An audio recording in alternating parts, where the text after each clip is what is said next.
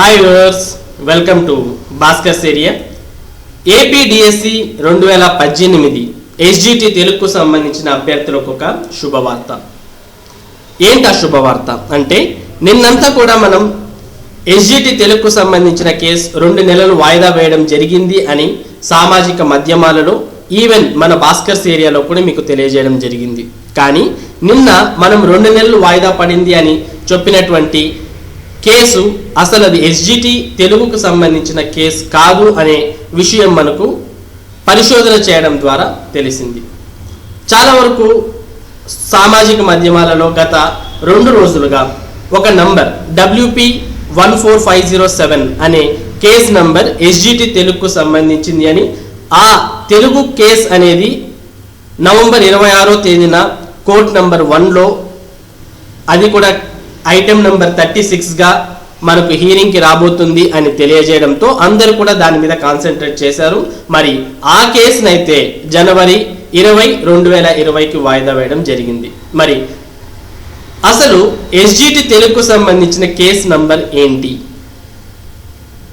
మనం 2 నెలలు వాయిదా వేసినటువంటి కేసు ఎస్జిటి తెలుగు కేసు అనుకున్నాం కదా, అది దేనికి సంబంధించినటువంటి కేసు అనే వివరాల్లోకి మనం మనం హైకోర్ట్ ఆఫ్ ఆంధ్రప్రదేశ్కి సంబంధించిన వెబ్సైట్లోకి వెళ్తే దానికి సంబంధించిన పూర్తి వివరాలు మనకు తెలుస్తాయి.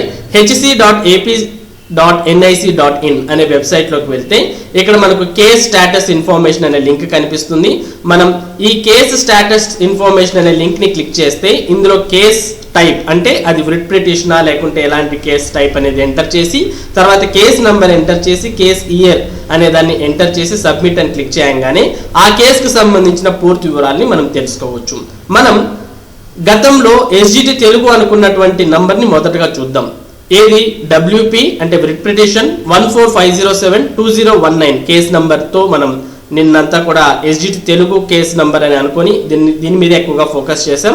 మరి దీన్ని మనం సబ్మిట్ చేయగానే ఈ కేసు అయితే నెక్స్ట్ హీరింగ్ మనకు జనవరి 20, 2020కి వాయిదా వేయడం మనందరికి కూడా తెలిసిందే. కాకపోతే ఇది ఎస్జిటి తెలుగుకు సంబంధించిన కేసు కాదు.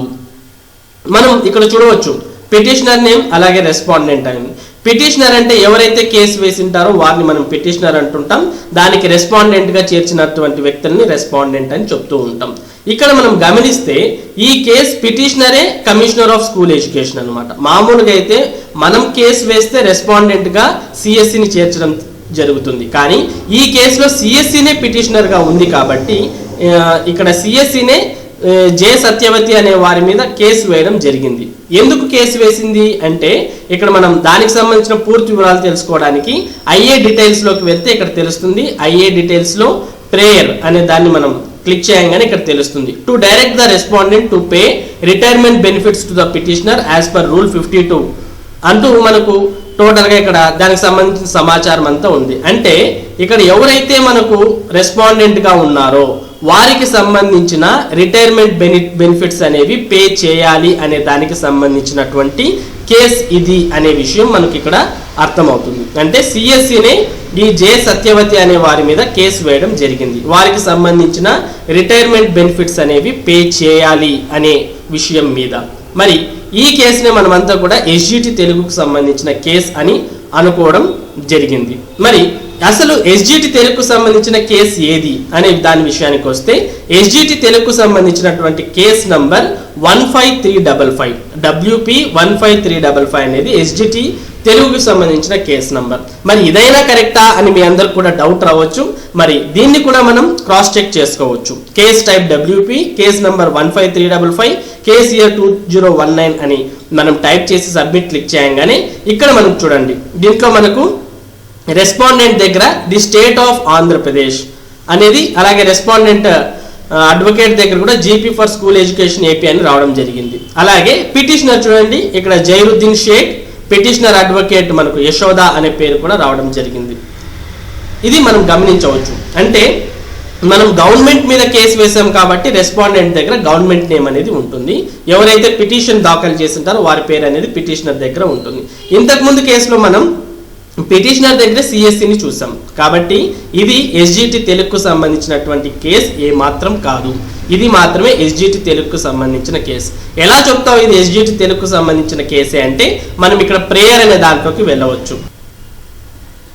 అంటే మనం ఐఏ ప్రేయర్ అనే దాన్ని ఇక్కడ చూస్తే మనకి ఈ విషయం అర్థమవుతుంది. ఇక్కడ చూడండి, యశోద అనేవారు మనకు ఈ కేస్ నార్మలైజేషన్ అంటే ఎస్జిటికి మొత్తం నార్మలైజేషన్ చేయాలి అని దీన్ని దాఖలు చేసినట్టు మనకు అర్థమవుతుంది. ఇక్కడ ఐఏ ప్రేయర్ అనేది క్లిక్ చేద్దాం. దీంట్లో మనకు పూర్తి వివరాలు రావడం జరుగుతుంది. ఏమని అంటే please to direct the respondents to redraw the merit list and declare the results by adopting normalization procedure and to consider the objections against the final key till such time not to make appointments pursuant to the selection list published of DSC 2018 for the post of SGT Telugu pending disposal of the writ petition and to pass అనే విషయాన్ని మనం ఇక్కడ చూడవచ్చు. అంటే ఇది normalisation procedure మీద వేసినటువంటి case అనే వివరాలు మనకు ఈ ఐఏ ప్రేయర్ అనే దాని ద్వారా తెలుస్తాయి.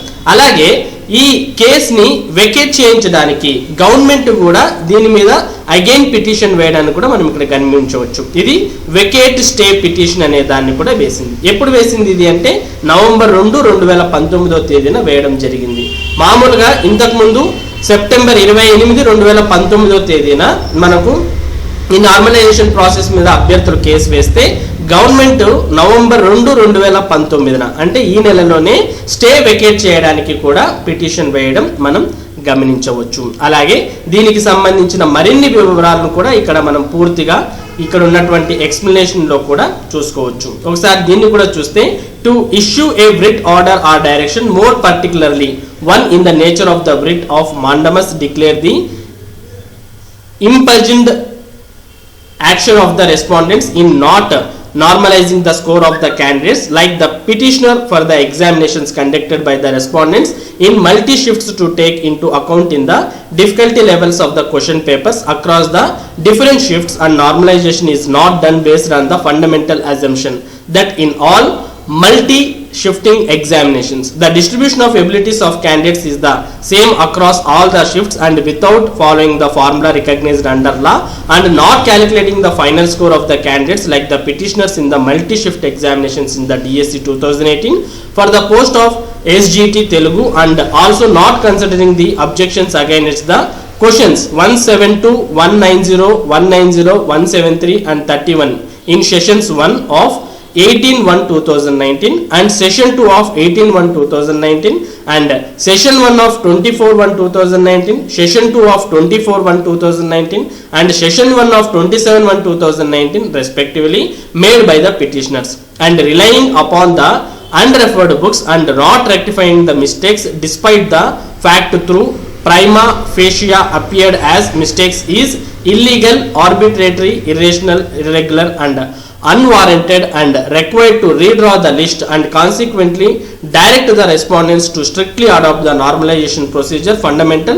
and to calculate final score of the candidates in the multi shifting examinations in the DSC 2018 for the post of SGT, and to draw the merit list for selection of the petitioners with their merit so obtained for the purpose of appointment pursuant to the DSC 2018 and appoint accordingly with all consequential benefits. అంటూ total గా దీనికి సంబంధించిన explanation అంతా కూడా మనం ఇక్కడ చూడవచ్చు. అంటే టోటల్ గా ఎగ్జామ్ అనేది మనకు వివిధ సెషన్స్ లో జరిగింది, వివిధ షిఫ్ట్స్ లో జరిగింది. మరి క్వశ్చన్ పేపర్ కి కొద్ది మందికి ఈజీగాను మరి కొద్ది మందికి టఫ్ గాను రావడం జరిగింది. మరి వారందరినీ కూడా సమానంగా చేయడానికి ఆర్ఆర్బి ఐబిపిఎస్ లో పాటించినటువంటి నార్మలైజేషన్ ప్రొసీజర్ ను ఈ డిఎస్సి 2018 ఎస్జిటి తెలుగు కూడా అప్లై చేయండి అని చెప్పడంతో పాటు కొన్ని క్వశ్చన్స్ ను కూడా మెన్షన్ చేయడం జరిగింది. ఏ సెషన్ లో ఏ క్వశ్చన్స్ కు మనకు వీటికి సంబంధించి క్లారిటీ అనేది కూడా ఇవ్వలేదు అనే విషయాన్ని కూడా ఇక్కడ మెన్షన్ చేయడం జరిగింది. కాబట్టి ఇది టోటల్ గా మనకి డిఎస్సి 2018 ఎస్జిటి తెలుగుకు సంబంధించిన కేసు. అలాగే పిటిషనర్స్ ను కూడా చూడవచ్చు. మనకి మామూలుగా కేసు అనేది ఫైల్ చేసింది జైరుద్దీన్ షేక్ అయితే దీనికి సంబంధించి దీంట్లో మనకు పిటిషనర్స్ చాలా మంది ఉన్నారు. టోటల్ గా ఇక్కడ వాళ్ళ పేర్లన్నీ కూడా చూడవచ్చు. 27 మెంబర్స్ మనకి ఇక్కడ పిటిషనర్స్ ఉన్నారు. వాళ్ళ పేర్ల వివరాలను కూడా మనం ఇక్కడ చూడవచ్చు. ఇక రెస్పాండెంట్స్ అంటే మనకు డిఈఓస్ ని రెస్పాండెంట్స్ గా చేర్చడం జరిగింది. అవి కర్నూలు, అనంతపురం, విశాఖపట్నం, గుంటూరు, శ్రీకాకుళం, కాకినాడకు సంబంధించిన డిఈఓస్ ను, అలాగే సిఎస్సి ని, స్టేట్ ఆఫ్ ఆంధ్రప్రదేశ్ ను మనకి ఇక్కడ రెస్పాండెంట్స్ గా చేర్చడం జరిగింది. ఇది టోటల్ గా ఎస్జిటి తెలుగుకు సంబంధించిన కేసు అని ధృవీకరించడానికి ఈ విషయాలన్నీ కూడా మీకు చెప్పడం జరుగుతుంది. ఇది వరకు మనం చెప్పినటువంటి కేసు అనేది ఎస్జిటి తెలుగుకు సంబంధించినటువంటి కేసు కాదు. అలాగే GOMS నంబర్ 63 మీద కూడా ఉన్నటువంటి కేస్ యొక్క రిట్ పిటిషన్ నంబర్ కూడా చాలా మందికి అవసరమై ఉంటుంది. దానికి సంబంధించి case type WP case number 11613/2019 దీన్ని చూడవచ్చు మనం. దీని యొక్క petitioner name C Saraswathi, petitioner advocate Y Koteswararao, తర్వాత respondent state government of Andhra Pradesh అనే దాన్ని కూడా మనం ఇక్కడ చూడవచ్చు. దీని మీద కూడా మనకు గవర్నమెంట్ అయితే స్టే వెకేట్ చేయండి అని పిటిషన్ వేయడం జరిగింది. వై కోటేశ్వరరావు గారు అయితే డైరెక్షన్ పిటిషన్ అనేది వేయడం జరిగింది. మరి దీనికి సంబంధించిన పూర్తి వివరాలను కూడా మనం ఇక్కడ ప్రేయర్ అనే దాంట్లో పూర్తిగా చదువుకోవచ్చు.